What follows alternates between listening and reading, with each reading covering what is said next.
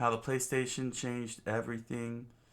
I mean, how Nintendo changed everything by dissing Sony and and abandoning the PlayStation add-on. I love how I love how they try to run this narrative that that Sony changed the whole landscape. No, Nintendo. The only reason why Sony got where it's at is because Nintendo was stupid in how they handled the PlayStation add-on. You know, anybody who goes through Nintendo's history with Sony and the PlayStation add-on would know that Nintendo effed up. They effed up and ended up creating their own worst enemy. So hilarious. It is. It's very hilarious. hmm. Hmm. Um.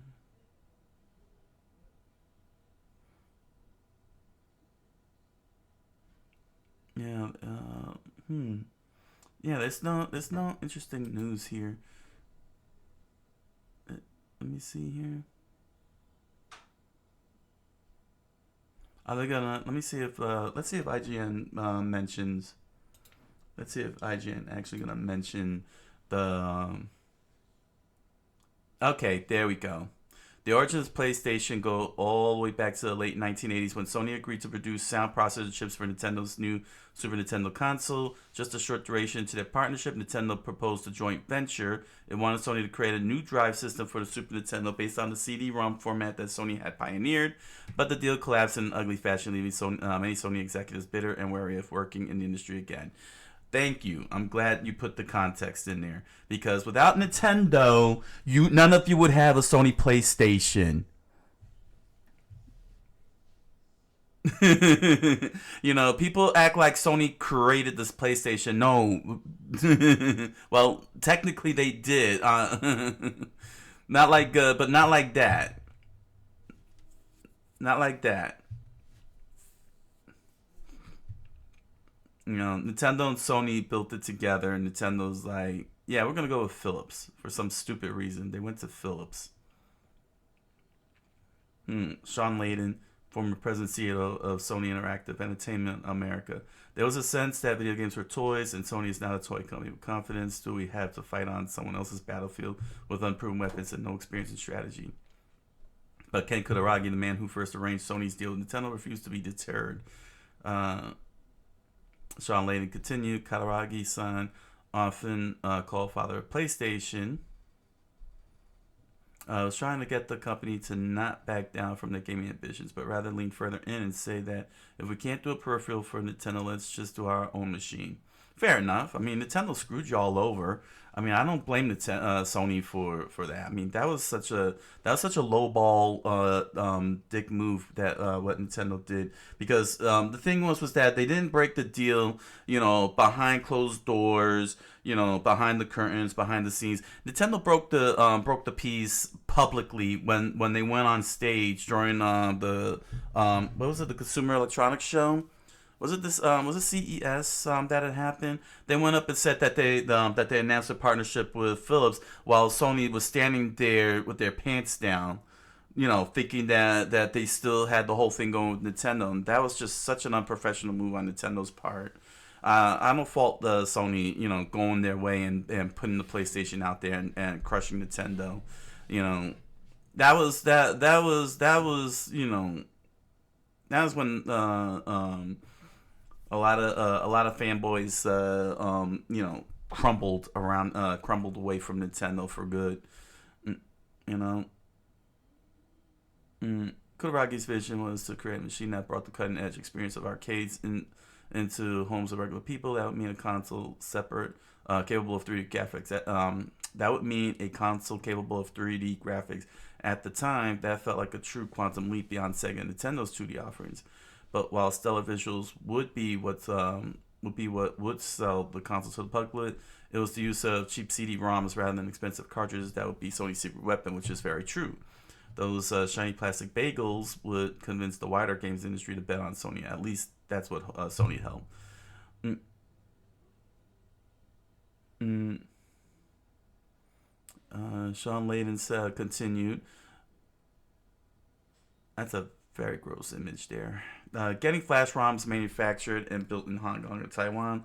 The lead times of getting those things done, the expense per unit was light years away from what we were able to do with optical disc. You didn't have to have a 100,000 unit plus minimum order. On flash ROM, that was the order of the day for things like Genesis or Super Nintendo.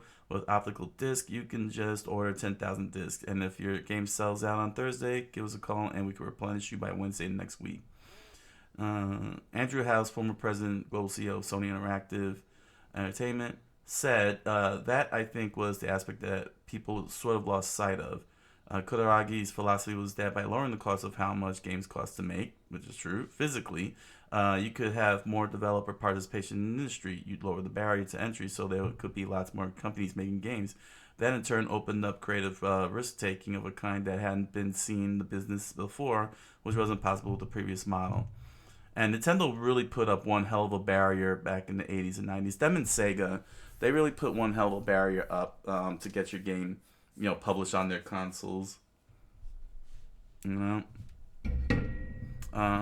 Despite skepticism among executives, Kataragi had the backing of Sony's new CEO, Norio Oga, who had previously spent over a decade as the president of CBS Sony Records. One of Oga's first decisions as CEO was to purchase Columbia Pictures Entertainment. He wasn't just interested in furthering Sony's electronic business, but its entertainment ambitions too. And Kataragi's PlayStation could be the gateway into the new and lucrative market. Still, the first moves were made with some trepidation. Andrew House said, "When I joined the division, eventually, I think my then boss said to me more or less, 'You're an idiot, and it's a toy, and it's destined to failure. Why would you want to go and work on something like that?'" Layden said, "There was kind of a sense from the finance side. It's like, please lease everything because in 9 months you may not be there anymore anyway. We're up against this sink or swim dichotomy." But down in the newly dug PlayStation trenches, the staff of Sony's first gaming division were eager to bring the fight to the heavyweight rivals. House said, "Most of us were still very, very junior in the industry, and so there wasn't a lot of fear. There wasn't a lot of respect for conventional wisdom, and therefore there was possibly quite a lot of misplaced arrogance around the fact that we knew what we were doing, that we were going to get it right." Layden said, "We were just all there to embark on this new venture with the enthusiasm and gusto of the uninitiated. We just dived into the swimming pool and thought, yeah, Nintendo, Sega, these two entrenched embedded leaders in the field. Sure, why can't we start a new platform and take them on head to head?" So now here's the Nintendo problem. So here we are with the Nintendo problem. Yeah, Nintendo's biggest F up. The greatest F up. Like, what Nintendo it's like what Blockbuster did with to Netflix. If you know the story of Blockbuster and Netflix, Netflix, what we knew back then, they were like Blockbuster, but they would, rather than you go to a store, you would go online and you would order rental, and they will mail you a DVD. You would play the DVD and then you return the DVD. If you didn't return the DVD, then of course they will take the cost as a sale of the DVD out your account. So you had to send it back to them immediately if you didn't want the sale. Find yourself buying the DVD off of them. They went to Blockbuster with this whole plan, to bring the company, to have the companies work together and everything. And the Blockbuster, from what I understand, Blockbuster's CEO, or at least their brass, the executives that they pitched to, that Netflix went to, laughed in their faces, literally laughed in their faces and scurried them out the door. Yeah, look how that turned out. People, to this day, everyone called it the biggest blunder in economics. The biggest economics, one of the biggest economics blunder, because Blockbuster's gone and Netflix is what it is today. Blockbuster's now getting Emmy nominations. Netflix is getting Emmy nominations. That could have been Blockbuster having all of that. Yeah. I would I wouldn't hire any of those executives, any of those board members that did that, that laughed in their faces, you know. And I feel like this was where Nintendo was at also. You know what I'm saying? Because like Blockbuster, Nintendo is on an all time high. You know what I'm saying? The super, they made headways with Star Fox, and then later on with Donkey Kong Country in terms of graphics. Showing, no, we don't need a CD system to pull all this off, to pull this level of technology off and everything. Unfortunately, Nintendo really got a little too big for their britches. You know what I mean?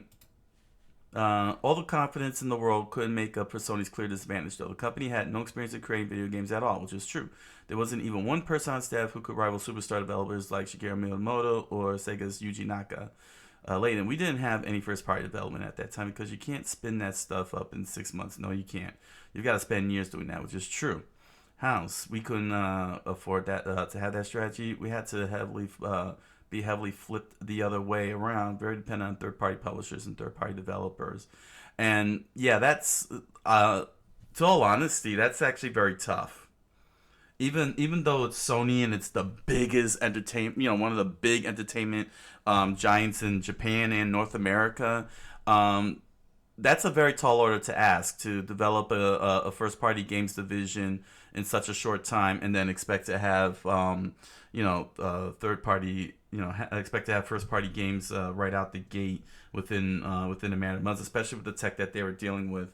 It wasn't like the case with Nintendo, back in their early days. They were already making video games in the 70s. Shigeru Miyamoto's first game was Sheriff in the late 70s, and then he switched over. Then he came up with Donkey Kong. You know what I'm saying? And the technology had changed too, because now it's like no longer a matter of months, but now it really was a matter of years of preparations and development, R&D and such. So. So yeah, for them to be able to come out the gate with literally nothing but a console and nothing else, and the dependency of third parties is very remarkable. It's very impressive. Nobody can do that anymore. I could tell you that much. That was something Microsoft didn't. I don't believe they understood, and they got lucky with Halo.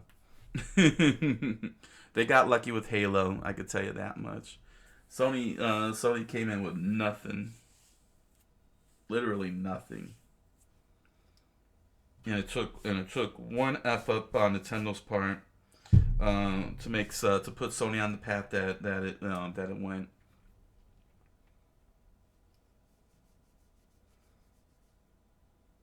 And the irony in all of this is that for all the hype of discs, CDs, then DVD, CD-ROMs, then DVD-ROMs, and now Blu-ray ROMs, Nintendo went right back to the cartridge with the Nintendo Switch, and everybody had no problem jumping in on that. It doesn't matter if what the space is or how successful, Doom was able to pull off the whole thing, and Rockstar and them started putting, Square was able to put in big, large-sized games into those cartridges. It's just the fact that they went back to the cartridge. The reason why those third parties dumped Nintendo back when they announced the N64 is because of the cartridges. The cartridges had no space. The cartridges was too expensive. and they had this whole attitude of, we're never going to go back to Nintendo again because the discs are cheap and cheaper and cheaper. And now here they are, they're back and they're putting it on cartridges. Putting it back on Nintendo cartridges. And Nintendo, oh man. And mind you, those cartridges are not cheap. Nintendo's not charging those cartridges on the cheap either. Like before. Just like before. Layden says, we had a very deep partnership with Namco from the start. If you really want to talk about bringing arcade into the home, nothing told that story or sold that story better than Tekken and Racer. People were lining up in arcades to drop their 100 yen coins into a slot to play 3 minutes of these games, which is true, and we're saying you can take these home. And that's the big thing here at Namco. That they really help sell it. Not only that, but they help sell Tekken and Ridge Racer as the PlayStation games. You know, they sold them as PlayStation's killer app. Like you would never even realize that was a third party game. You would think that was a first party game, and Namco just let Sony go ahead and run with it as part of the selling point. And then Ubisoft and Infogrames and you name it, everyone just found a place to come to where they thought they all had an equal chance to be the biggest dog in the room. Sony's initial reliance on third-party development was a very different approach to how Nintendo and Sega did business. Also, to be fair, I believe it was their first executive, the North American branch for Sony PlayStation department, was really effing up because there was a lot of killer app games. You know, there was a lot of killer games in Japan that he was making the same mistake as NEC was doing with the TurboGrafx 16 and bringing in the wrong games to North America, and I believe that they got rid of him real quickly, replaced him with another person and another executive, and that executive got all those PlayStation games out of Japan and into North America and helped elevate the PlayStation up. Whereas NEC didn't have had an executive that wasn't getting the message that Key Courage and Alpha Zones was not really the game people are looking for in North America. It was something like R-Type and Bonk's Adventure, games like that. Let's see. Sony's initial reliance on third-party development was a very different approach to how Nintendo and Sega did business. Within a couple of months of the Super NES launching, it already had a trio of Nintendo-developed games. In contrast, Sony planned to launch the PlayStation Japan without a single game made by its own hand. But the company knew first-party development would be vital to its long-term success, so Sony needed its own developer. Layden said, at the time, we had a partnership with a company called SYOSETSU in Europe, which we ended up buying 3 years later to bring that facility in-house. They had reach, they had breadth, and they had a sensibility about wanting to be successful in the Japanese market. And I think they were also looking at us as being an insurgent party that they could get in and be part of a growing enterprise, not just being bolted onto somebody else's established success. So Sony brought Psygnosis and purchased Psygnosis in '93. Studio would go on to create Wipeout, the jewel in the crown of the PlayStation European launch in '95. And alongside the Tokyo-based Japan studio, Psygnosis formed the first building block of what would become SCE Worldwide Studios, better known today as the hugely plus successful PlayStation Studios. The path to God of War and Last of Us began here. Let's see here. It seems like they're skipping over. I want to get to the part. This is about the sound chips. Yeah. I'm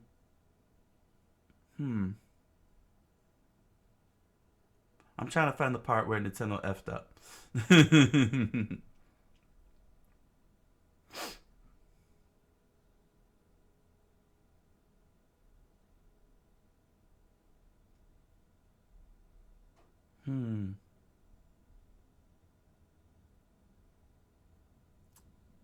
Yeah, they're not gonna address that, huh? Like, elaborate further.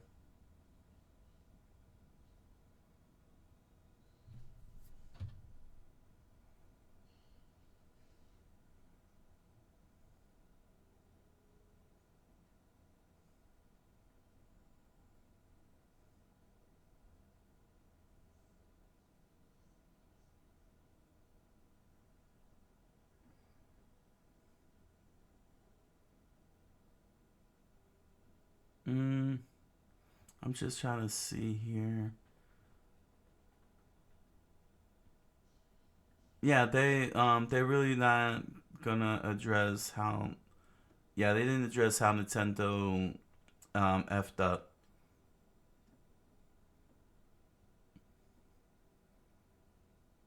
Um, they're not gonna elaborate a little bit more thoroughly on how Nintendo effed up, but at least they acknowledge that right off the bat that Nintendo effed up. At least they acknowledge that little blurb here. Um, you know, the collapsed in ugly fashion. It was very ugly.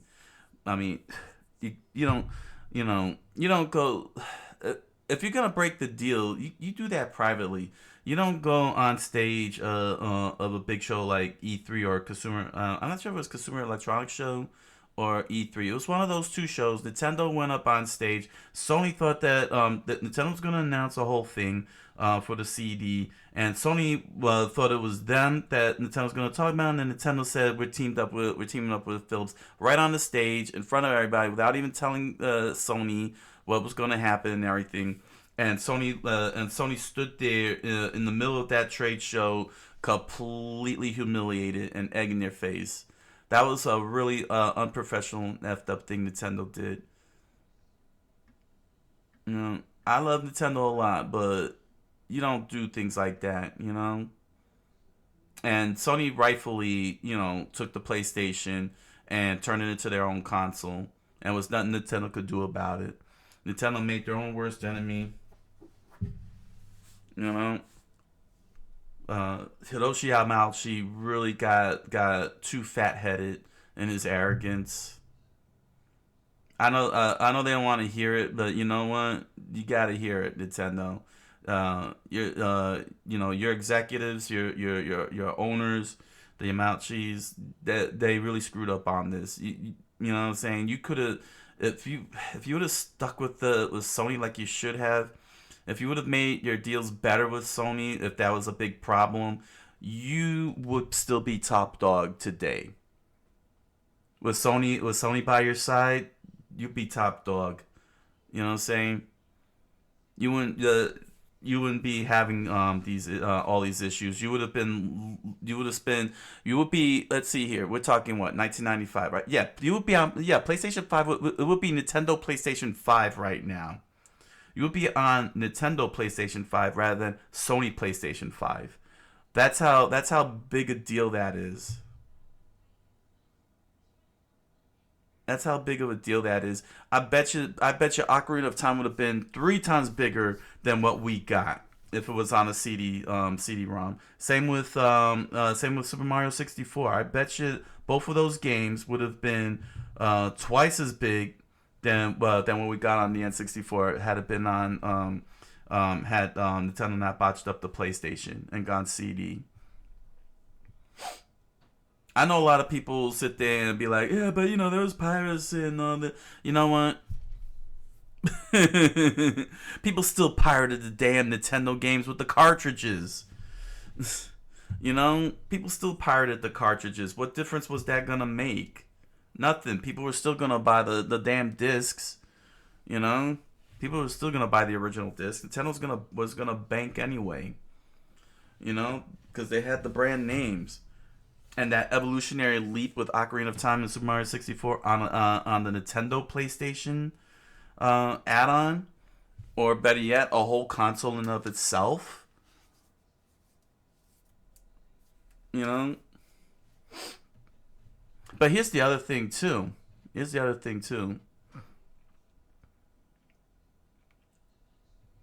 how Nintendo handles their add-ons in North America compared to Japan, they would have abandoned the PlayStation after a year as a CD-ROM.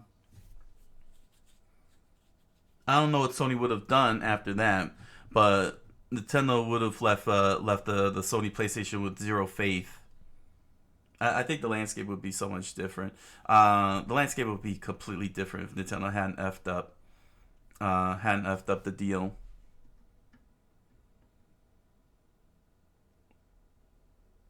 If Nintendo hadn't effed up the deal, the whole entire landscape would be different. I don't believe Sony would have dared return to the gaming market after the CD-ROM on the Super Nintendo.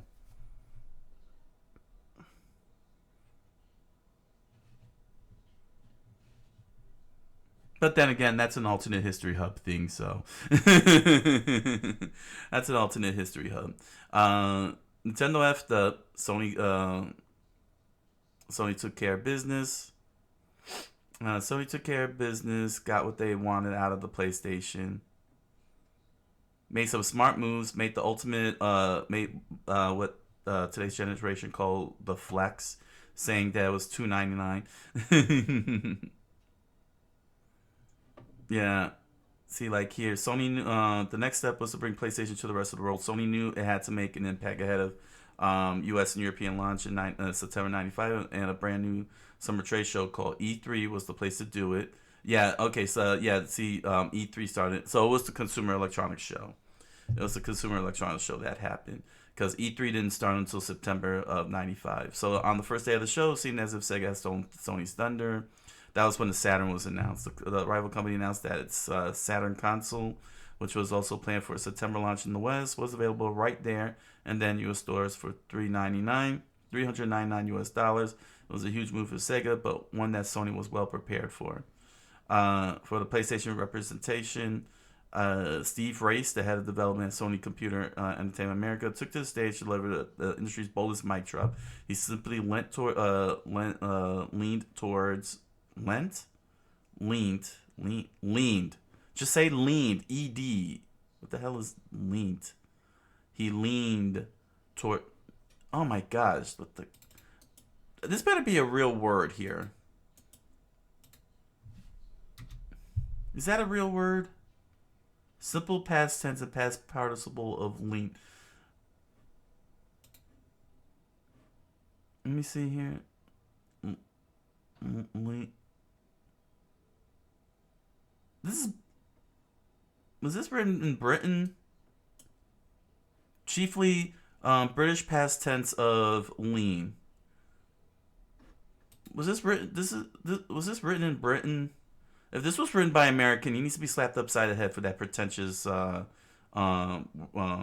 word. It's leaned. We say leaned, Leaned for past tense here in North America, here in the U.S. We don't use the British language. We don't use the Queen's language here. He simply leaned towards the microphone, said $2.99, and walked away. We all, Layden said, we all understood to some degree that created bad blood between SEC and the ESA, which was sponsoring the event. I think the ground rules will have this keynote panel discussion, but you can't bring a commercial message to it. You just have to talk about the warm fuzzies of interactive entertainment. And for Sony's guys to come up there and go, yeah, thanks for the rules, but $2.99 might drop other stage, just fed into the narrative. PlayStation's the rogue platform. You could tell it things, but it won't necessarily listen. But while the statement created headlines, the Sega undercutting price point came with incredible risks. Yeah. House said, the thing that everybody was really frightened about was currencies and being put in a position of selling console. That the more that you sold, the more money you lost. And whether it was $2.99 or not, that's exactly what happened. I went back and checked exactly what it was, but the yen strengthened to, I think, 80 yen to the dollar in the summer of the launch year, which was a historic high. And so you are really in this really, really off position now of $2.99 sounded great on stage, but then when you start to look at the economics around it, it's potentially an absolute disaster for that first year or two.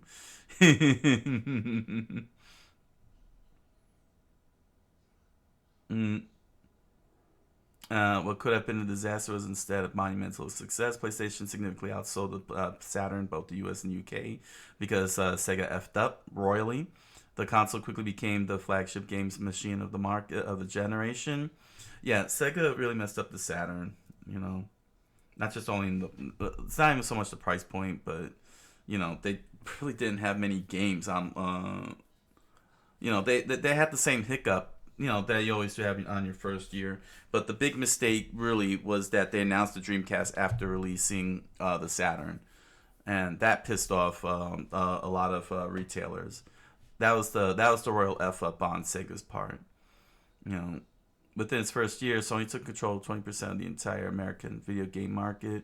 PlayStation needed to provide more than just initial novelty for it to survive, though, and despite strong success in its first year, there was still some doubt that PlayStation could really contend with industry heavyweights.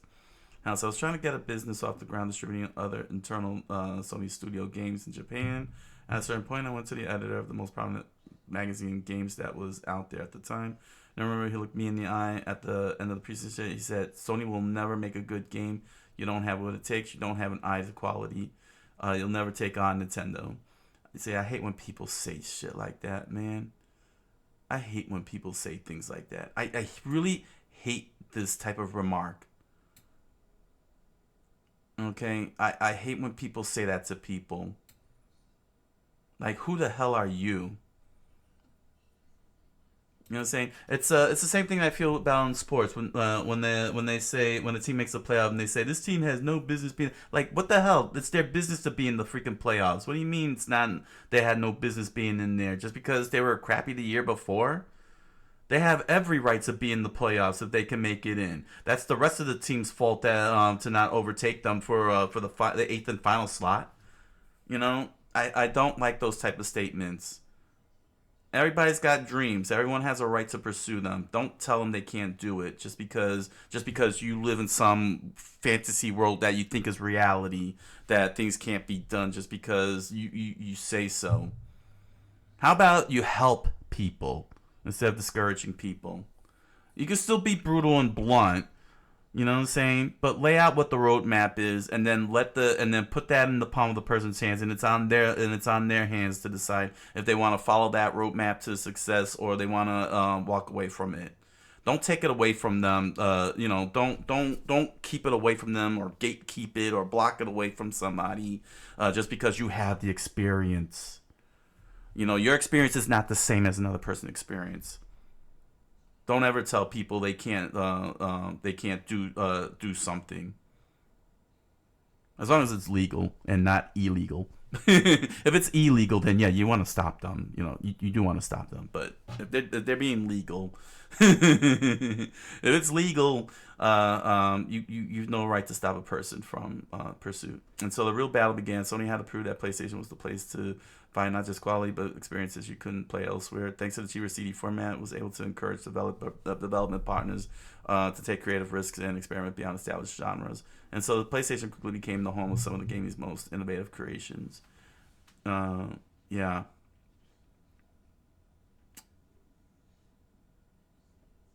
Yeah, games like Parappa the Rapper, Crash Bandicoot. Mm,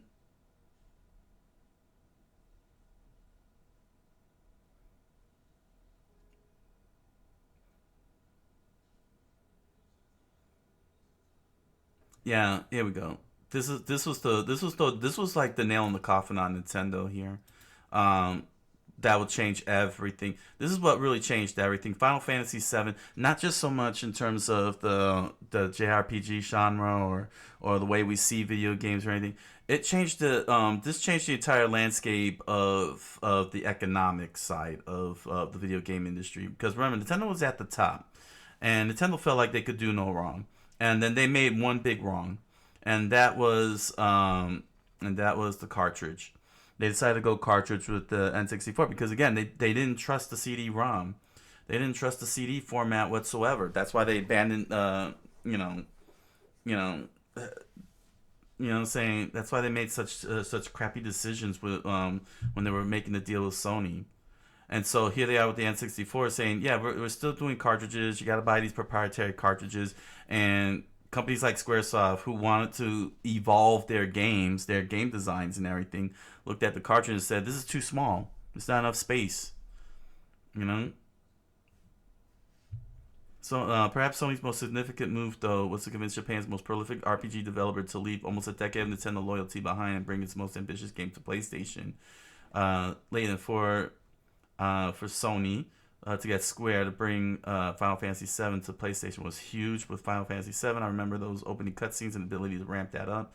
It really showed that we'd come to a new age in gaming. Part of the promise of PlayStation was to bring 3D gaming into the home with something like Final Fantasy. With the artists, the visionaries at Square, it really showed what you could do with this. All developers saw it. It just gave them more colors to paint with, more shapes to work with.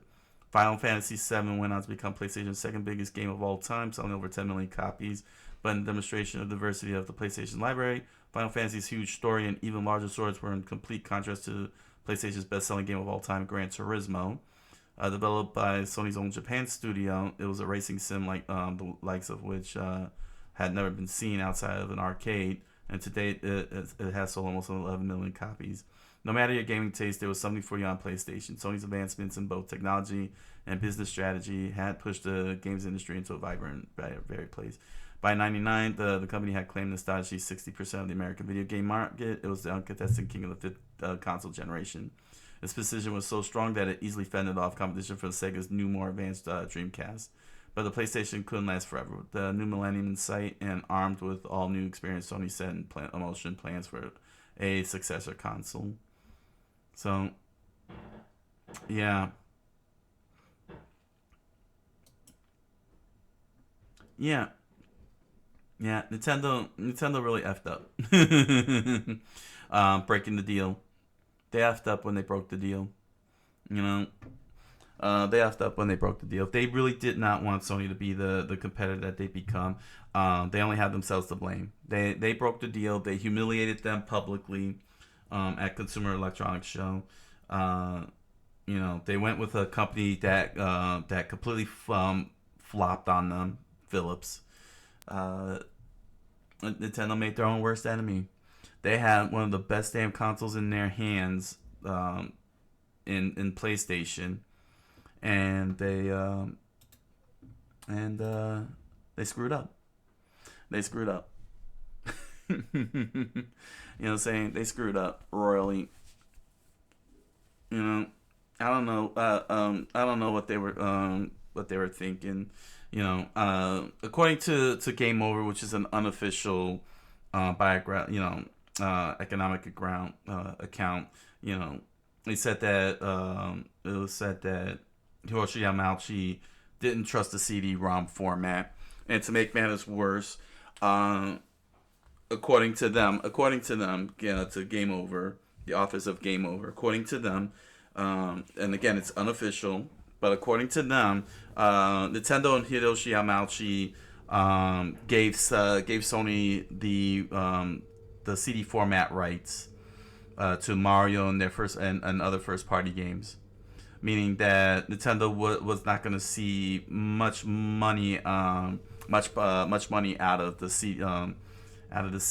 If I remember correctly, I'm remembering this off the top of my head. I do have the book on me. It's just not in the mood to run over, but let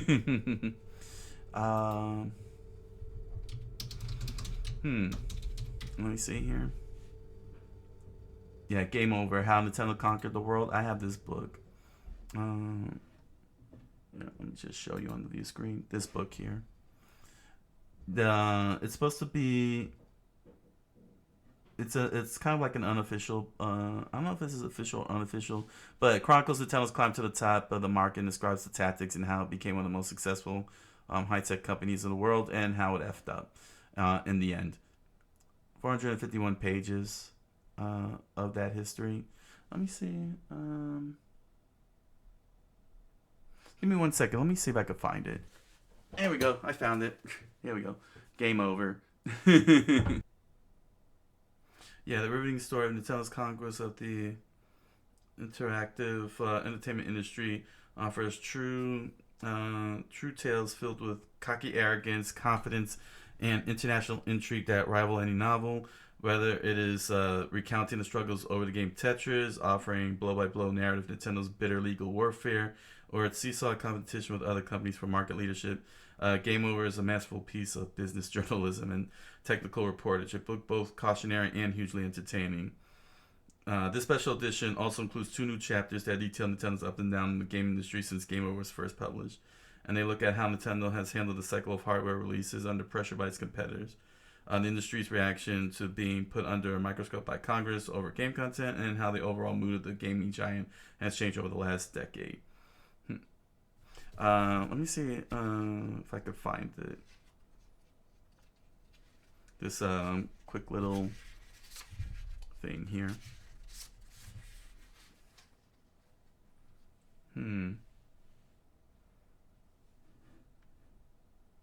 I should be able to find this part. Let's see. Just gotta love you just gotta love some of these chapter titles. A new leader of the club, In Heaven's Hands, I, Mario, Inside the Mother Brain. Let's see here. Was it at the end? Let's see, 390. Oh, here. Let me use the index.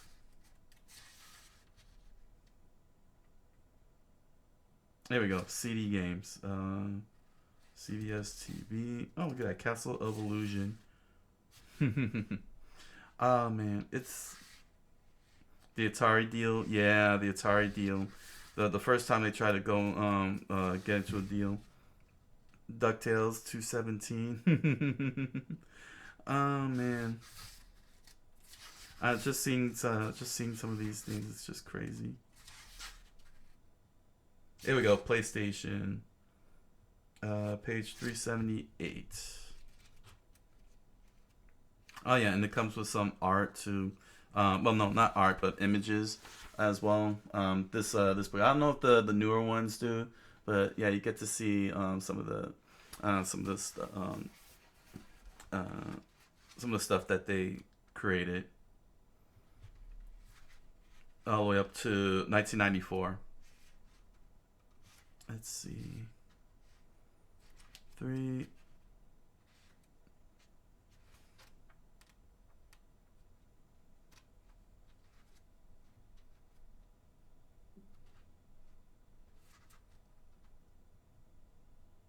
Let's see here.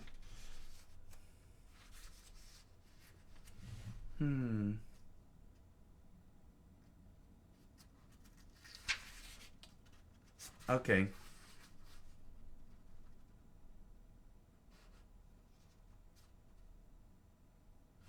Alright, I think this is it. Let's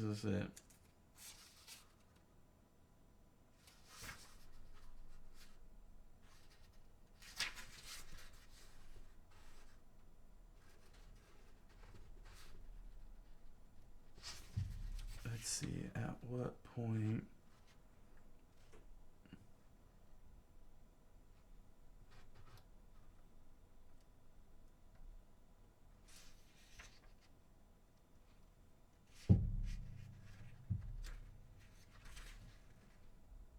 Am I looking at the right one? It's been a while.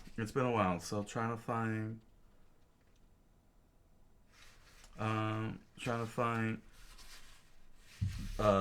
their feelings about the CD-ROM format, because that's where it all began with their feelings of the CD-ROM. Let me see. Let me check the index again.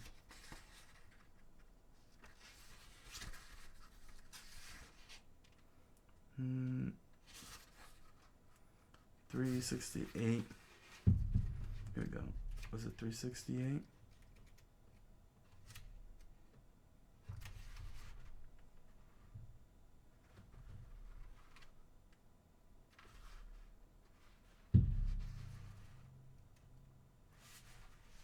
I'm using the index here.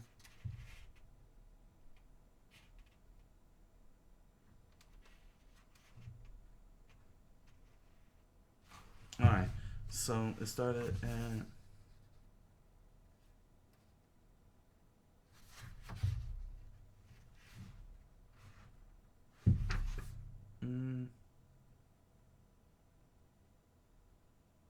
Okay, let's start with 368, 369 CD games. Okay.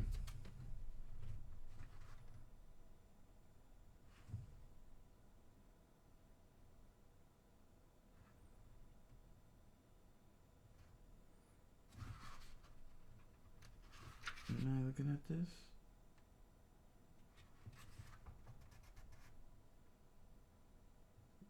Here we go. Alright. Alright, here we go. This is from Game Over. Press start to continue. The Maturing of Mario by David Sheff.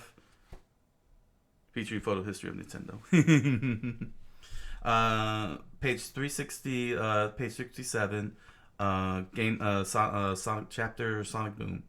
Multimedia was the buzzword in the consumer electronics and computer industries as they entered the last decade of the 20th century. Definitions of multimedia varied widely, but there was a shared certainty that the new technology would bring together such media as television, video game, stereo, and the VCR in combination with a high-volume storage device, a compact disc player, and a central processor. Other components could be added, such as digital photography, reader, or a printer, a capable television receiver, one that would manage and search through the 1,000 cable stations of the future will probably be incorporated to key to all the elements that define multimedia. However, besides the television screen was the computer, it would be the clearinghouse of the huge amounts of audio and visual information and allow people to interact with it all.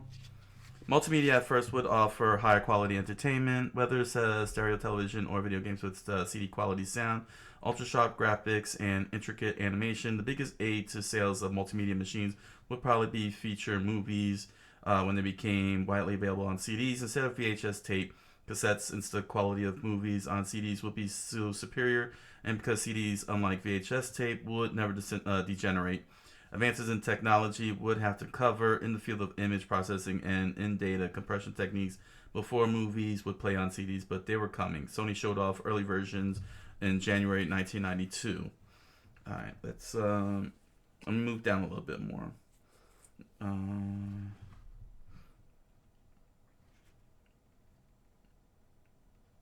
Let's get to this is the next two paragraphs is about television and movies regarding the CD and TV. Here's this paragraph, page 368 of Sonic Boom chapter. CDs would completely transform video games, whereas an expensive, high-powered Nintendo Sega game cartridge filled with RAM chips could have 8 or 10 megabytes of game instructions. An inexpensive compact disc could have more than half a gigabyte. All this mass storage could be filled with digitized full-motion video so that games would feel more like movies with incredible lifelike sound, including symphonic music and real digitized human voices. Multimedia video games could be either far more realistic or else completely out of this world. Graphics and sound effects would be light years ahead of those on 16-bit cartridge games. Just as soundtracks transformed the experience of watching a movie, games could be made far more compelling with richly textured scenery, whether a jungle or an animated wonderland, and sound effects. Jungle sounds or bone-chilling screams would be realistic and intense. So yeah, the whole realistic thing's been has always been in the minds of has always been a thing since the 90s, going all the way back to the late 80s. Quite honestly, when the CDs started rising up with the PC Engine, TurboGrafx C16 from NEC. And of course PC gaming. CDs would also mean that an enormous spectrum of video games would be far less expensive to manufacture, whereas Nintendo game cartridge costs manufacturers $12 to $16. This is NES and Super Nintendo and Game Boy at that time, and also Virtual Boy, later on Virtual Boy, because Nintendo did cartridges, but that's how much the game cartridges cost at that time. In the 90s, a CD would cost them $1 or $2. That's a very big difference, financially speaking. That's a very big difference. The difference would mean that software companies could proliferate and make games that appeal to small audiences, while no company would risk an investment in a Nintendo game about stamp collecting or an electronic version of Canasta. Many of them would if the cost of manufacturing were much lower. There would be CD games based on everything from self-help books to authentic archaeological expeditions to lawn bowling to simulated sex. We've seen a lot of those CDs in the mid to late 90s. A new market would result, people who had never considered playing video games before. Games could include layers of fantasy, intrigue, and challenge that were formerly inconceivable. The technology that would remove the wall between the game player and the game was in its infancy. Futuristic virtual reality games would have you, the player, experience the virtual world inside a video game directly instead of vicariously. Perhaps wearing goggles, gloves, or bodysuits connected to the multimedia system. Yeah, remember, this is the 90s. We were already ahead of this whole thing. You youngsters were like, oh, wow, virtual reality, this is all new. No, we were already doing virtual reality. It just was at its most weakest form, its weakest design at the time. You know, still experimental and such. um,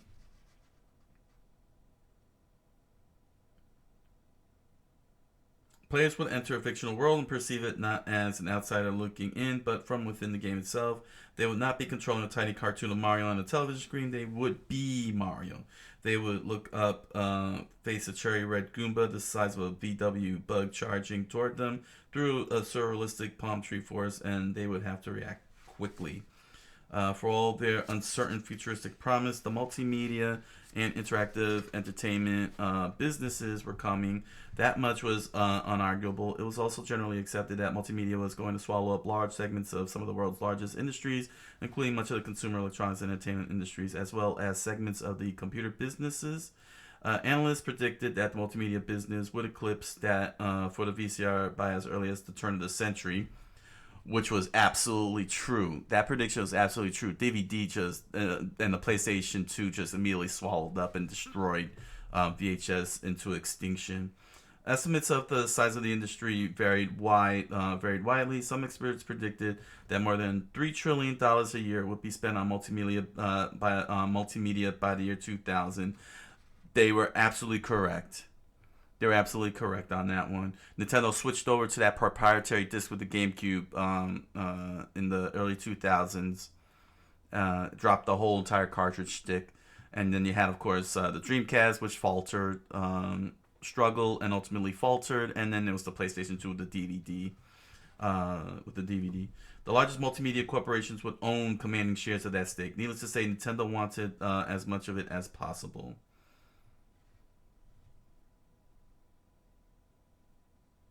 Okay.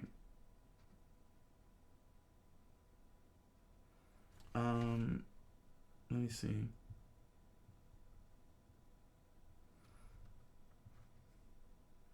I'm trying to see if this is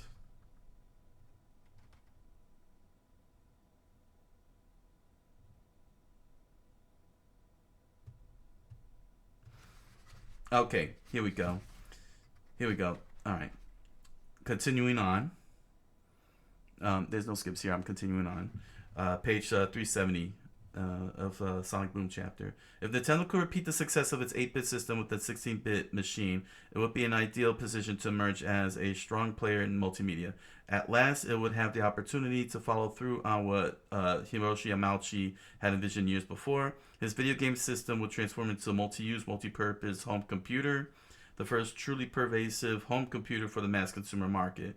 While there were more than 50 to 60 million Nintendo home game systems in the world, the potential number of multimedia systems was larger still. How many? Trip Hawkins estimates that there are 300 million television sets in the world. At the extreme, there could be several hundred million Nintendo machines in homes throughout the world, all running Nintendo-made or controlled software. Nintendo would emerge as a formidable global corporation. Although companies such as Apple, IBM, Sony, Matsushita, Philips, Fujitsu, and Microsoft were scheming how to get shares of this market, Hiroshi Yamauchi had daringly announced early on that Nintendo would quote-unquote, define the home entertainment systems industry of the future. The move, he said, was the company's, quote, boldest departure yet from the antiquated perception of video game technology, end quote. Howard Lincoln says, once the momentum begins, it becomes a self-fulfilling prophecy. End quote. A large consumer base would attract licensees who in turn would produce a wide variety of software. If the software was good enough and broad enough, the customer base would grow, bringing on more licensees, more customers, so on and so on. Other video game companies, including Sega, were going to try to get a stake too, although they were unlikely candidates for the biggest leagues. Sega, primarily a software company, seemed too narrow-minded and lacked the resources to promulgate a standard on its own. Instead, the competition would be among computer and consumer electronics companies or among newly formed joint ventures between them and entertainment companies.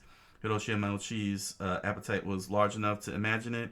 As the New York Times reported in early 1992, Nintendo sometimes underestimated... the New York Times reported early in 1992, quote, Nintendo, sometimes underestimated, is not about to concede anything to larger electronics company, Peter Main said. we continue to be very aware of the Sonys, the Apples, and the Microsofts. We're not taking our past success for granted, end quote.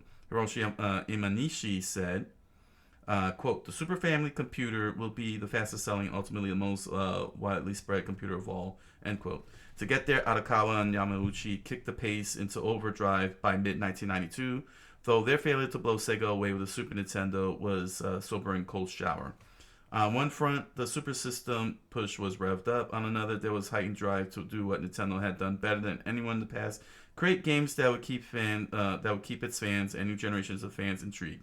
To that end, Yamauchi increased the research budget to explore the future of video games and multimedia. He also entered into secret alliances with technology companies and negotiated with entertainment companies for licenses to their characters and stories. That's the key word. Keep that in mind. Okay, negotiated with entertainment companies for licenses to their characters and stories. Think about what to explain it better. Think of what Marvel did when they licensed out their characters to Sony, Universal, later on Disney, and Fox, giving them the rights to specific characters to make films with. And Legendary. Legendary, if I remember right, Legendary is the one that has Blade. They had the movie rights to Blade. Of course, Universal always had the rights to Hulk, going all the way back to the Incredible Hulk with Bill Bixby. Sony got their hands on Fantastic Four, Spider-Man. Fox. Sorry, correction. Spider-Man is Sony. Fox had the Fantastic Four and all the mutants entirely. All of the mutants, along with like Daredevil, which was short-lived. But that's what was being said here, that Yamauchi, was giving specific licenses to characters for specific systems. I still want to find this one part here.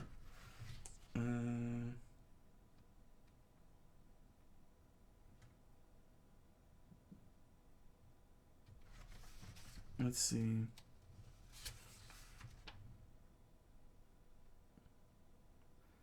This is talking about this the sudden CD market.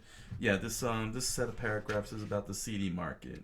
How Sony pioneered the CD and how it was starting to gain steam on like Commodore and Apple.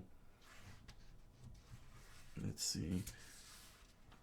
There was a specific part that I saw, that I read, and I want to get to that.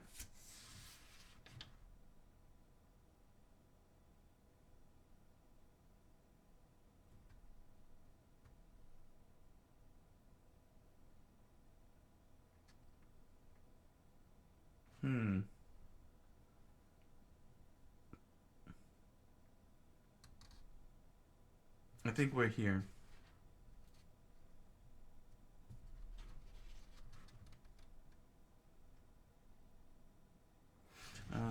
Let's see.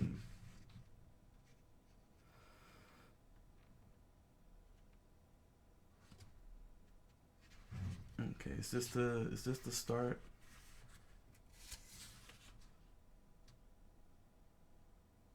Yeah, okay, here we go. This is okay. It's gonna take a couple of pages, but this is the part. This is the part. If you got if comment sections on YouTube, or those of you in the chat here on the live stream got emojis, feel free to throw them up. All right, page 376, Sonic Boom chapter of Game Over. The Dutch electronics giant Philips NV, the largest consumer electronics conglomerate in Europe, had a better track record with consumer products, and it had backed its multimedia platform, the Compact Disc Interactive, or CDI, with a huge amount of development money and a large range view of the market. Philips released CDI years behind schedule in October 1991, months after CD-TV because of technical problems. The $1,000 Imagination machine, the price later went down to $799. was designed strictly for multimedia, so there were no keyboards or floppy disk drive add-ons. Owing to Philips' stature in the marketplace, it was supported by more software companies than CD-TV. Released under its Magnavox label, the CDI could boast a library of impressive programs. One was a better version of a multimedia children's storybook than the one released for CD-TV.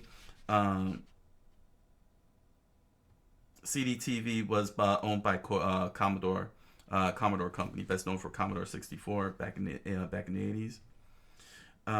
One kid's popped in a disc licensed by the software division of Sesame Street. Bert and Ernie appeared on the television screen. Perfect host. They invited kids to explore their apartment. Treasure trove of fun. Learning was the subtext, of course. A child could read books along with Ernie and do fun math problems with Grover. The library of CDI was diverse, from Caesar's World of Gambling to ABC Sports, Golf, Palm Springs Open to Treasures of the Smithsonian. A self-guided tour of 150 of the institution's attractions. A novel educational disc developed by Time Life called Time Life Photography contained condensed versions of 10 popular how-to photography books. In one lesson, a rower piloted a skull through the water, and the viewer had to, quote-unquote viewer, had to snap a photograph that preserved the background detail but conveyed motion. In spite of the early software and the promise of great things to come, CDI and CD-TV posted unimpressive sales. The systems were too expensive. The market was too new. Still, Philips noted in its first year, CDI sold more than either the VCR or CD player had in their first years. The executives at Sierra Online, which produced a CD-ROM game called Mixed Up Mother Goose, were happy to have sold 6,000 discs, a number that would have been considered an embarrassment in the video game business. Yeah, that's true. The companies knew it would take time for consumers to appreciate multimedia, let alone invest in it. After televisions were introduced in the United States, it took a full decade before 1 million were sold. EA's Trip Hawkins summed up the problem. If you're going to bring out a hardware system and it's going to cost $800, and the main reason why somebody's supposed to buy it is for interactive applications, which is something they really don't understand right now, I mean, that's just not going to work. Keep in mind that this is the early, this was still the early 90s, and during that time, many parents in North America still saw video games as a children's toy. Any grown adult handling anything that resembled a video game would be seen as immature and needs to grow up. I'm trying to let's see, how can I explain this? That's because they moved a lot of the arcades that used to be in like discos and bowling alleys and into the homes and arcade amusement areas, family amusement attractions. So they started leaning it more towards children more and more as the marketing went along in the 80s, and that's when much like cartoons, the stigma of being a children's thing kicked in very hard. And of course Nintendo, going to the retailers when they were trying to break into the market with the Nintendo Entertainment System, saying that Rob, right up there on the top, is a toy, didn't really help matters in the end. What might work, however, was a lower cost machine with a popular application: games. CD-ROM's popularity will increase dramatically when Nintendo rolls out a CD-based game machine. The influential company industry columnist John C. Dvorak wrote in September 1991, "The thinking was simple. Nintendo had in its clutches a huge number of savvy consumers, unafraid of technology, who could be expected to do whatever it took to get their hands on the hottest new games. Kids clamoring for a new superpowered Nintendo CD game would do more multimedia system sales than the most impressive multimedia encyclopedia." Nintendo's entry would also, Dvorak imagined, bring down the prices of CD technology, essential for it to catch on. Why couldn't manufacturing giants like Toshiba, Hitachi, and Sony excite the market enough to drive down prices for drives, he asked. Even they seem to think that Nintendo can effortlessly and overnight accomplish what they failed to do. If that's the case, why doesn't someone just hire the Nintendo marketing genius? Damn. In a sense, two of the big companies tried. Philips and V contacted Nintendo and entered into two-pronged negotiations. First, Nintendo was planning a CD-ROM drive that would hook on to the Super Nintendo and Famicom. Philips wanted to help create this system. Second, and more significant, Philips wanted future Nintendo games to be playable on CDI. Keep that in mind. An agreement was painstakingly hammered out between Philips executive Gaston Bastians, I probably butchered that last name, who headed the CDI group, and Minoru Arakawa and Howard Lincoln. To finalize the deal, Lincoln and Arakawa headed for the Netherlands in May 1991 to meet Bastians at the Philips World Headquarters in Eindhoven. The two companies agreed on a deal that allowed Philips to create a bridge so that the Nintendo CDs could play on CDI. Significantly, Nintendo would control the licensing rights. Again, keep these things in mind. Keep that one in mind too. Nintendo would control the licensing rights to the compact disc games in much the same way it controlled NES and Super NES licensing. For its part, Philips won a valuable affiliation with Nintendo that would help sell CDIs. Philips also would win a lucrative contract with Nintendo to supply the CD-ROM drive that would be attached to the Super NES. Arakawa and Lincoln then headed to Chicago for the June Consumer Electronics Show, where they planned to announce the deal, but sparks were about to fly. The deal had Nintendo had entered into with Philips conflicted with another one it had made with Sony's competitor, Sony. The two giants, Philips and Sony, competed in many consumer markets, including television sets, radios, video cassette recorders, cameras, and CD players. They had once been allies in the development of CDI until reportedly personality conflicts and clashing visions caused an unfriendly parting of the ways. Philips released CDI on its own, while Sony released its CD-ROM system for computers and planned to release a cheaper alternative to CDI, a game machine called the PlayStation. 2 words. PlayStation. 2 words. Let's see here. Let me just see quickly here.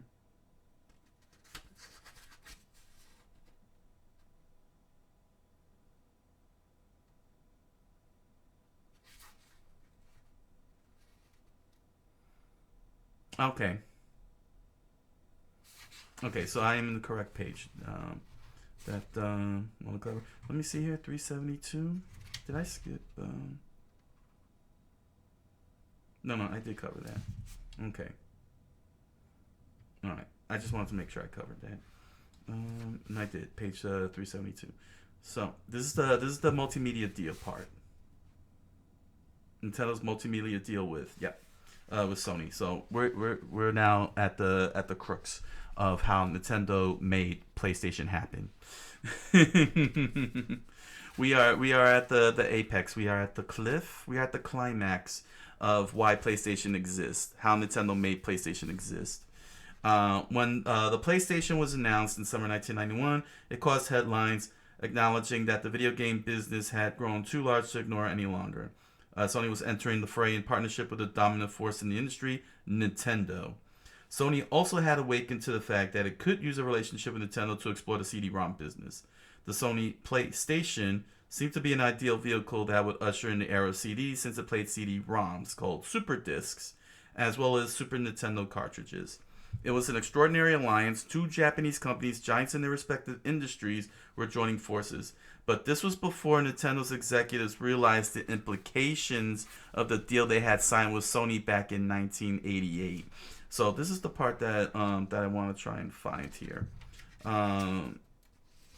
Let's see here. Does it explain?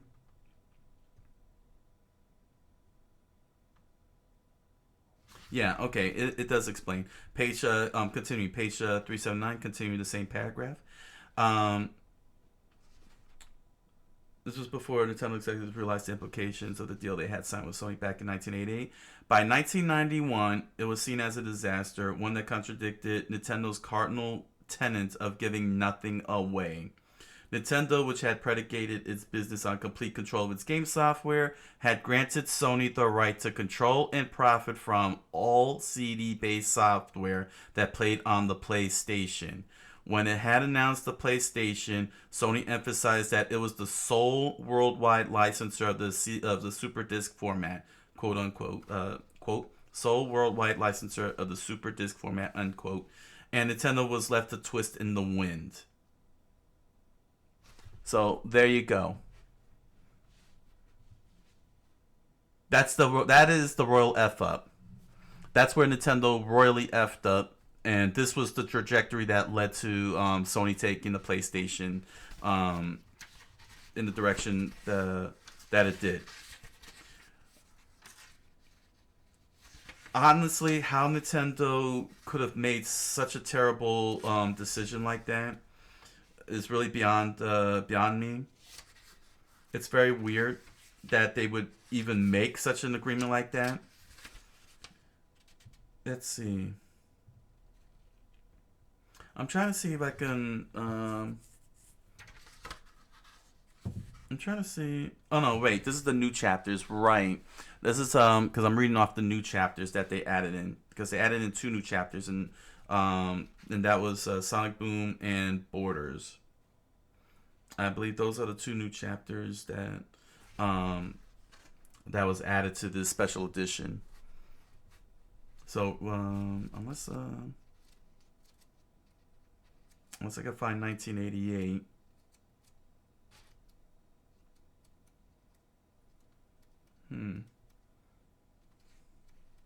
Let's see.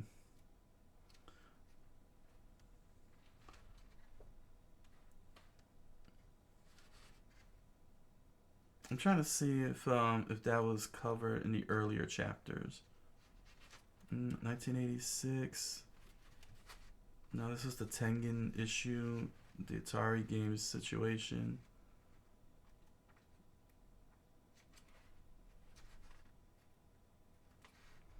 How they purchased the Seattle Mariners.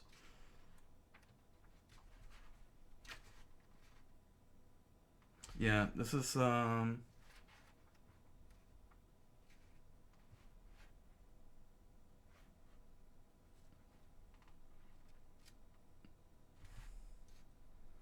just trying to see if there, if in the early chapters it spoke about.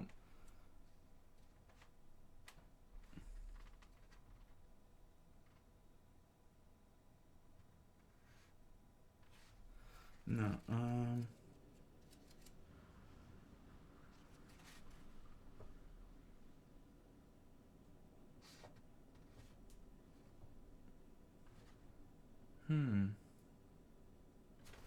I just wanted to see if it was elaborated earlier in the book, the early chapters, when it was first released, regarding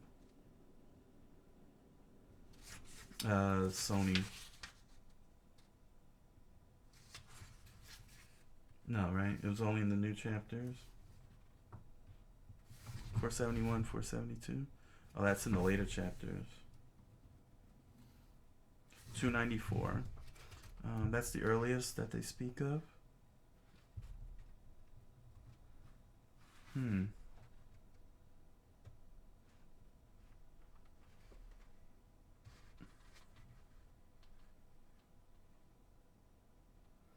That's the only time they mention Sony is regarding the Game Boy, huh? Alright.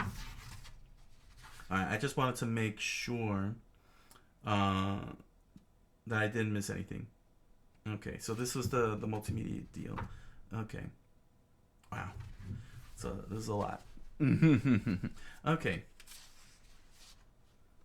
So basically where we left off, Nintendo gave complete control of its game software to Sony for CD-based software, which means that Nintendo wasn't going to see much of a cent. I don't know why Nintendo decided that. It was really dumb. Very dumb. So to continue, page 379.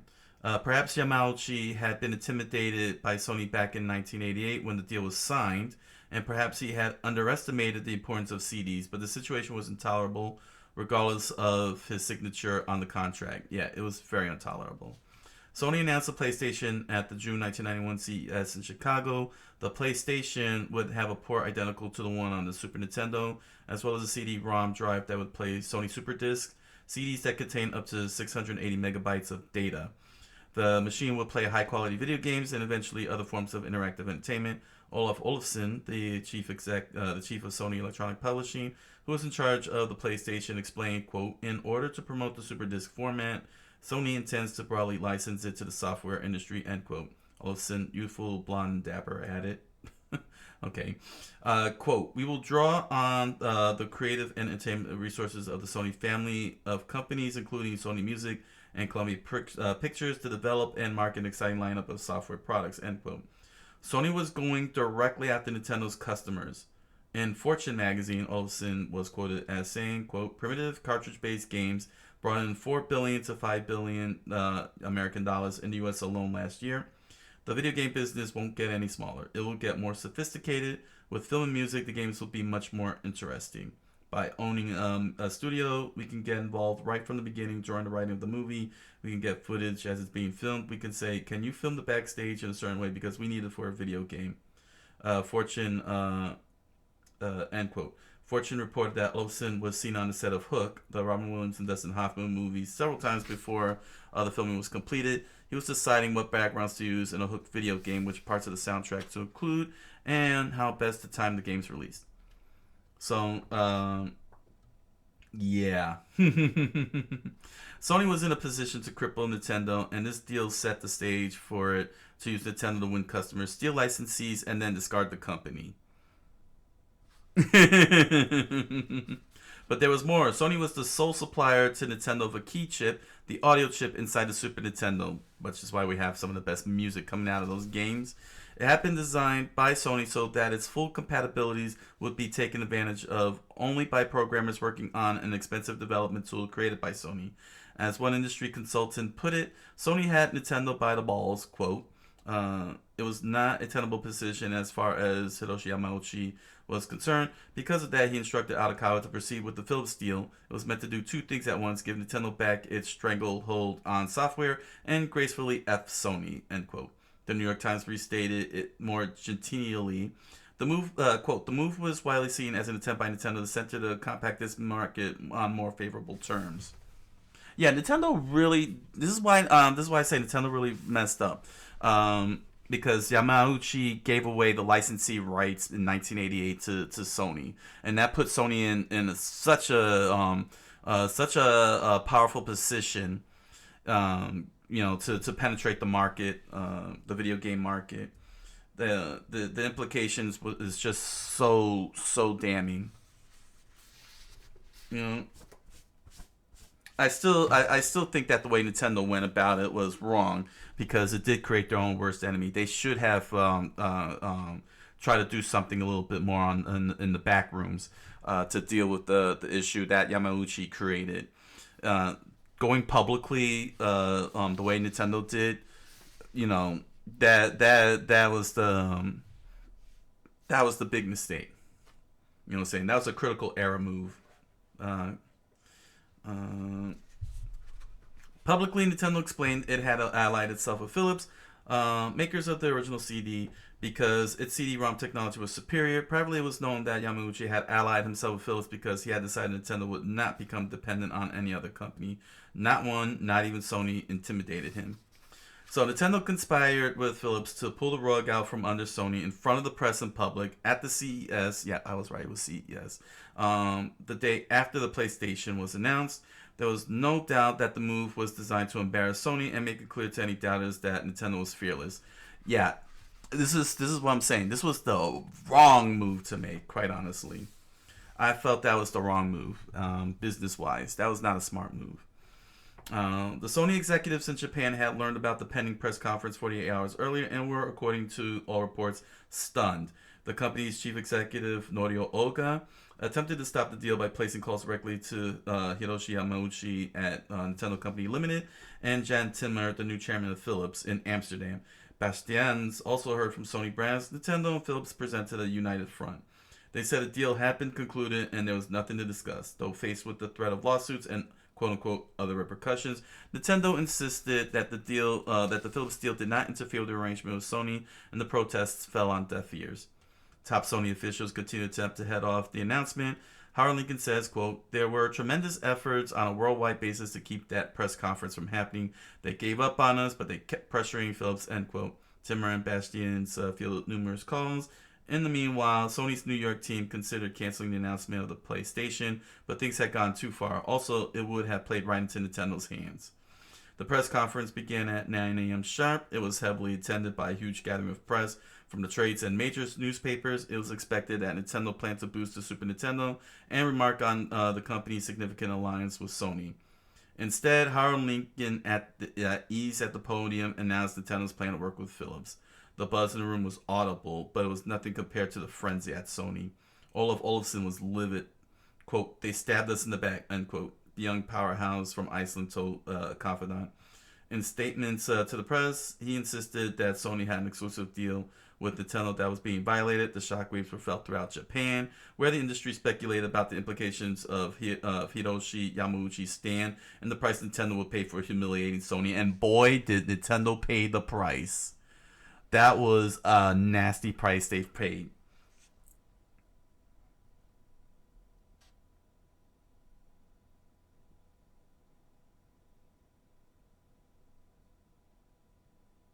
Also at issue was Nintendo's breach of the unwritten law of turning against a reigning Japanese company in favor of a foreign competitor. The repercussions could be severe. Yeah, that was the other thing too, because Japanese companies very, very, very, very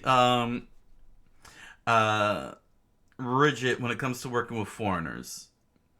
Um, let me put it like this. If I remember correctly, Dylan Kuthberg of Argonaut, who brought in the Super FX microchip that led to Star Fox. After Star Fox, if I remember him saying, Nintendo immediately cut ties with Argonaut right after Star Fox. If I remember correctly, I can't quote Kuthberg, but he said something along the lines that Nintendo just dump Argonaut. Now Argonaut is a foreign company, and Nintendo just like dismissed them. They were like, "Yeah, we're done here. Thank you for the Super FX." And Nintendo was using the Super FX for other games. Star Fox 2 was canceled before it was actually released. On the NSO and the Super Nintendo Mini. But Cuthbert was caught off guard by the dismissal. So that's yeah. They could be very rigid towards foreign companies.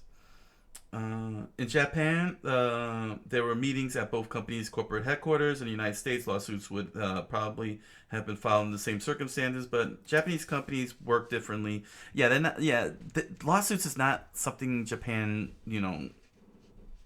Lawsuits is something that Japan frowns upon. You gotta have a legit, valid reason. They expect a legit reason. You know what I'm saying? They get skittish when it comes to lawsuits, from what I understand. Nintendo had taken a strong public stand against Sony, and Sony had to react. It had to be careful, however. It had a lot at stake. Nintendo was going to be instrumental in selling the PlayStation because of the port for playing Super Nintendo games, so Sony had an incentive to resolve the problem rather than exasperate it.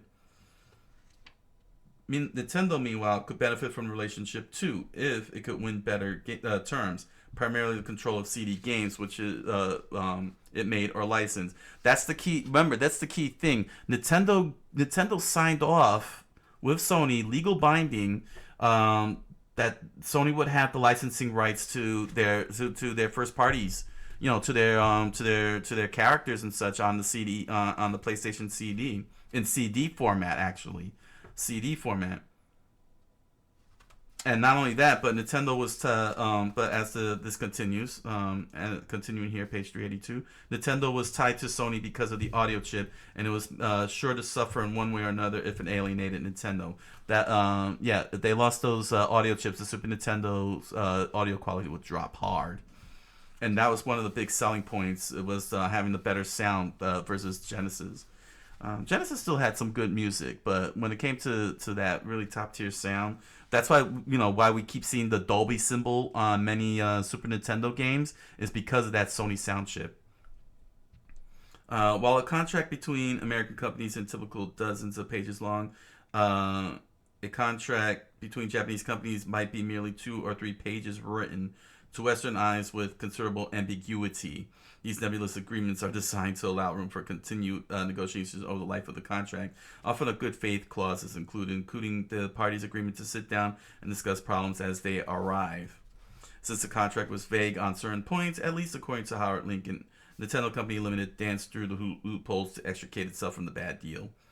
Nintendo's Hiroshi Imanishi, one of the negotiators, will only say, "I did not make this decision. Mr. Yamauchi made this decision." Quote, "I can't tell you all the reasons behind it. We made a business decision that we are not going to support Sony, although we will honor the contract we have with them. However, we decided that we will enter into this relationship with Philips, and it will prove to have been the correct decision." Spoiler alert, it did not. In the weeks following the blow-up, Nintendo and Sony communicated with each other through the press. Although Olafson criticized Nintendo in Wall Street Journal, he also said the door is still open, quote-unquote. An analyst surmised, quote, the goal now is for both companies to find a way to save face. In some ways, it appeared that Nintendo used Philips to either revise the Sony deal or to retaliate against Sony. It's not over, though, end quote. Yeah, that's also the other implication that because of how bad the contract was that Yamauchi signed with Sony back in 1988, that this was really that Philips was really a patsy just to get Sony back on the table and renegotiate that deal. Let's see. Minoru Awakawa kept silent about the affair, citing a non-disclosure agreement in the contract. However, Hiroshi Imanishi said, quote, "The only acceptable deal would allow Nintendo to make its own software with the same software control as with game cartridges," end quote. In the aftermath of the CES announcements, Howard Lincoln said, quote, "It's safe to say that if we released Super Mario 6 on compact disc, it would not play on Sony's CD player unless Nintendo and Sony resolve their differences," end quote. Yet he went on, quote, "Anything is conceivable," end quote. One thing, of course, is not conceivable. Lincoln insisted that there could be no deal that had Nintendo making games compatible with Sony's CD player exclusively, or with Sony owning the rights to Nintendo's games. So this is something that a lot of gamers and analysts, I don't think they really understand. When they keep saying Nintendo needs to go third party and put games on PlayStation, Nintendo has a serious issue contract wise with with Sony. I don't know if this contract is still ongoing to this day. But if Nintendo puts anything on anything Nintendo on Sony, Sony's gonna rake them over the coals.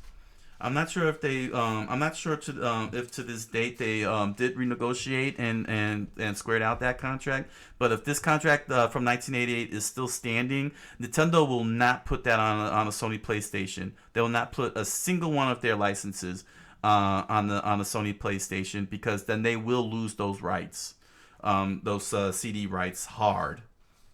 That means that they could never.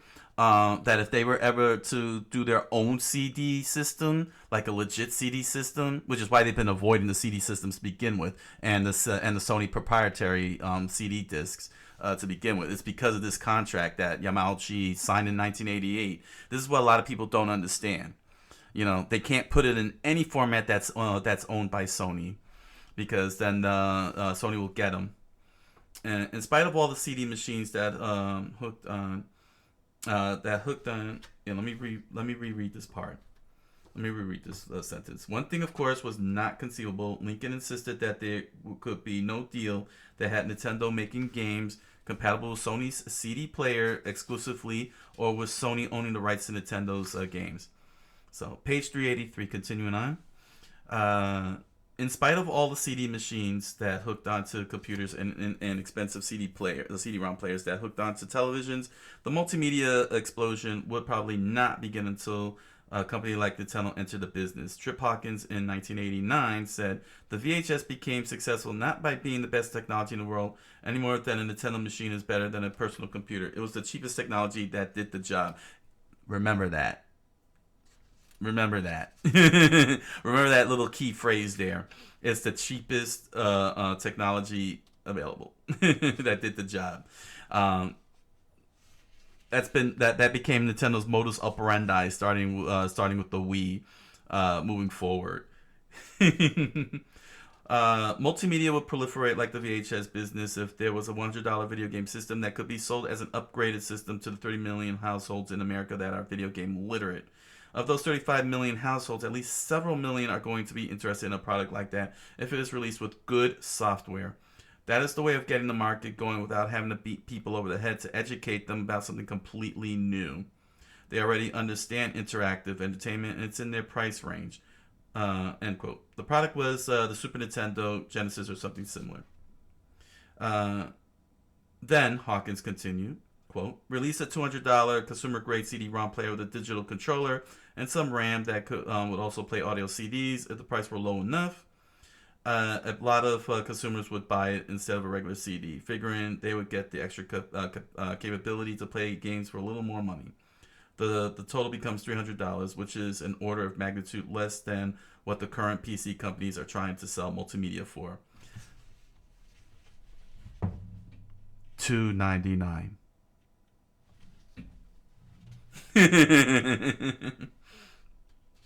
In June 1992, Nintendo announced that it would release a CD-ROM drive that would attach to the Super Nintendo. In 1993, its press conference at the summer CES, Consumer Electronics Show, heralding this, made it clear that Nintendo would be entering into the CD business and would come up with licensing programs very similar to the NES and Super NES arrangements. "We will exercise quality control over the CD games," Howard Lincoln said. "There will be a security system in the CD player, just like in the Super Nintendo," end quote. In a press release, Nintendo announced that, quote, "CD licensees will need to submit their games to Nintendo for evaluation and approval and enter into license agreements with Nintendo," end quote. Some of the old controversies were set to rear their heads once more.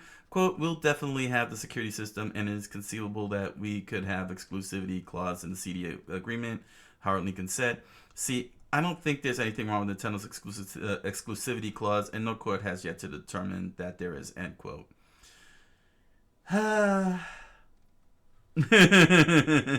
Nintendo. You haven't learned a thing at that time. Honestly, they still haven't learned anything to this day. The whole piracy stoppage and everything, it's crazy. Okay. Let's see. Let me just check one more thing before I continue on. Or can I end it here? I think I got it. Yeah. Yeah. Yeah, that's it, everything regarding Nintendo and Sony.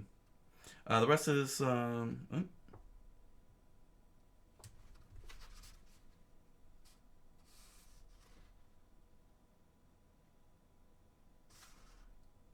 no, okay.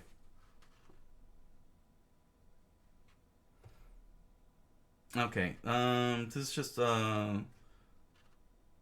yeah, this is just the fate of the CD format. I wanted to talk more. I just wanted to cover the what happened with them and Sony. So, yeah.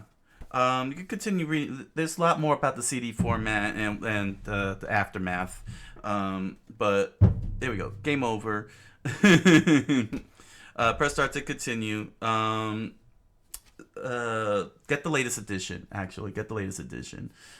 This is I forgot what's well, yeah, get the latest edition. This one was back in the 90s. I've had this since the 90s. So yeah, that's what Nintendo basically did to Sony. It was you know, it was pretty short-sighted. There was I know I could have sworn that there was part where Yamauchi actually explained how he felt about the CD format, but I'm not gonna dig for that little blurb. It was just a small blurb, but that was what I wanted to look up. What I wanted to read to you all: how in the world Sony ended up becoming, what it is today, and what the heck Nintendo did to them, and the whole CD format. Like Nintendo royally effed up. There's no two ways about it because Hiroshi Yamauchi, he gave away all the rights in 1988 to Sony for all of their characters and such. Gave Sony basically the keys to the house to do what they please and everything. And regardless of and bear in mind that they did point out that that Sony would have their fear was that they would have siphoned out Nintendo and kicked them to the curb, much like what's happening to some of the studios today that are getting sold off, that are getting purchased by big companies. Like right now, Ubisoft is closing two studios that they purchased. Here, let me pull this up. It's in Nintendo. It's in Nintendo Life here. Here we go. Let's see. Ubisoft closes two studios. Here we go. Yeah. From Nintendo Life, Ubisoft closes two studios and will reportedly lay off hundreds of employees. So, what are the studios that they're dropping? Let's see. They're shutting down its San Francisco studio and Osaka, Japan office. So, yeah, two of its studios are going down, and people are getting laid off. And so at that time, because of that contract that Yamauchi made in 1988, there was that fear that Sony might siphon Nintendo out completely and then close down Nintendo. That was the fear. That was the fear with that contract. So yeah, even back then, practices like today that we see here with Ubisoft and other studios that get purchased up and then shut down was back then. It was the same thing back then. But Nintendo, I really don't think that was a smart idea on Nintendo going publicly to on Consumer Electronics Show. Quite honestly, I'm sure they could have. I'm sure there was a better route than that. But Nintendo wanted to flex power since they were the top dog in the video game industry compared to Sony being the top dog in the entertainment industry, the movie industry, the music industry, that kind of stuff. And I think Nintendo may have overplayed their hand hard. They overplayed their hand too hard, and whatever they negotiated at that by that point, I'm not sure what well, they're not gonna reveal what was negotiated or anything, but I'm convinced that that deal is still on in some capacity. That if Nintendo were to put it on any CD format any disc format that's owned by Sony, Sony will get to jump and pounce on the license. That's why when Nintendo did the GameCube, they went with that proprietary disc, that tiny little disc, and with the Wii, and what were they using for the Wii? Let me see. Wii disc. What's the Wii disc? The Nintendo optical discs. Yeah, Nintendo was using the what are called optical discs. They are the GameCube game disc, the Wii optical disc, and the Wii U. There we go. Yeah. Wii U optical discs are based on Blu-ray format, but it wasn't actually. It was developed by Panasonic. Yeah, see, they were using Panasonic's optical discs. Here, let me pull this up. This is on the wiki here. Yeah, see, then they used Panasonic's optical discs, not Sony's, discs. And so with that, of course, came with the difficulty. came with the difficulty for publishers, developers to make games on these discs because, yeah, yeah. Mm. Yeah, the console's optical disc drives developed and supplied by Panasonic, founding member of the Blu-ray Disc Association. Blu-ray Disc Association. uh, Keyword association. Uh, yeah, it's not the same as Sony's Blu-ray. Um, Blu-ray Disc Association.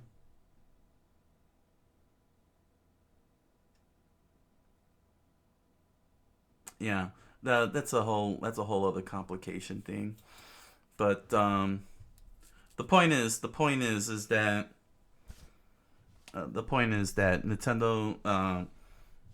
Nintendo that what had happened in 1988 with that deal and what led to Nintendo scrambling to break that deal is the reason why you're not going to see Nintendo go to a third party company. They're not going to go third party and put their games on a third party system. They're not going to do that. They did it with Philips. Yes, they did do it with Philips. It is true that they did do it with Philips, but uh, that's because they had absolute and total control over how the whole thing will be done. But moving forward, no, Nintendo was not gonna put it on any disc format because of this. They don't want to risk giving Sony any openings. I have a feeling that the deal's not broken. You know what I'm saying? Like the deal may have been reworked and retooled, but Sony can still pounce on it on one of the licenses if it ever falls. Um, you know, if it ever falls. As far as I know, that's my theory. That's my economic theory. That's my assumption. You know, my head canon. It's not a fact. That's just a head canon. That the deal is still on, and that's why Nintendo won't go third party. So, yeah, forget about it. Forget that whole third party business. Forget the whole third party business. Enjoy the Sony PlayStation. Enjoy your PlayStation 5 Pro. That I'm seeing many videos saying there's no difference. It's a total ripoff. If you don't own a PlayStation 5, get the Pro. Get the Pro. Go ahead and fork over the $900 for the Pro. You know. Ah man, but yeah, yeah, yeah. That's the situation. That's the situation regarding how we got the PlayStation. Nintendo effed up. They overplayed their hand trying to you know, playing economic wrestling with Sony and so on. And look at what they give Philips. They give Philips terrible Zelda and Mario CDI games. They're very terrible games. You know, makes one wonder if that was also on purpose, just to satisfy any contractual obligations they had with Sony with Philips, without ensuring them top notch quality Mario and Zelda games, and thus undermining Philips' $1,000 CD machine. I don't know. I wouldn't put it past Nintendo. Nintendo really has,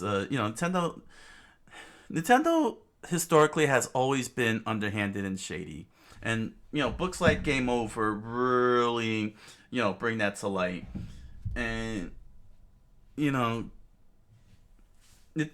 Nintendo has such a rich history and wonderful history, but they also got that seedy underbelly, you know, the evilness behind the mask. It's I wouldn't say evilness. That's a terrible term. No, that's a terrible term. They have a robotic, emotionless business acumen. There we go. You know, the attitude is it's just business. It's nothing personal. But it seems this go around with the Sony PlayStation, it was personal.